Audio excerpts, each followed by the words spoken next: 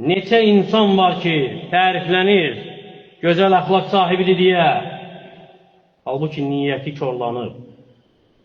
Hədəfi, məqsədi riyakarlıqdır, şan, şöhrətdir, dünyadan pay əldə etməkdir, nəyəsə nail olmaqdır. يَوْمَ تُبْلَ السَّرَائِرُ فَمَا لَهُ مِنْ قُوَّةٍ وَلَا نَاصِرٍ. O gün bütün sirlər ortaya çıxacaq. Bütün sirlər açılacaq.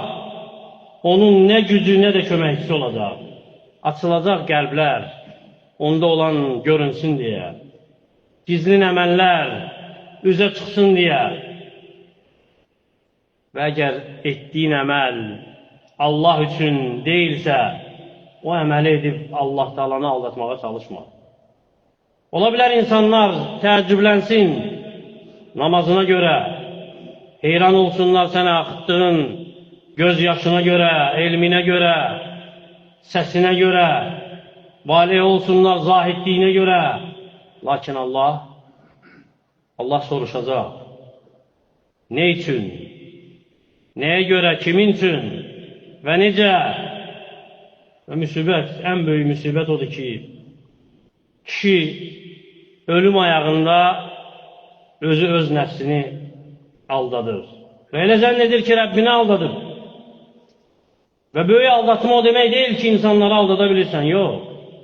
İnsanları aldada bilərsən, bu asandır.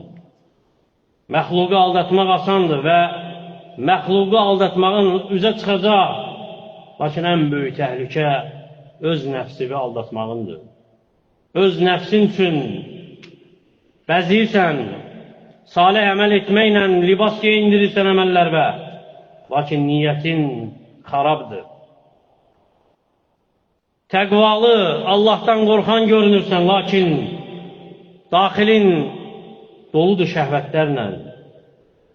Gözəl əxlaq, gözəl səmtli görsənməyə çalışırsan, lakin istəyirsən ki, məxluqun nəzərini üzərinə çəkəsən. İxlasdan danışırsan, lakin qəlbin dünya tələb etməkdən pərən-pərəndir, çat-çatdır. Deyir ki, sallallahu aleyhi və səlləm, İnnəməl əməlu bin niyyət. Həqiqətən, əməllər niyyətlərə görədir.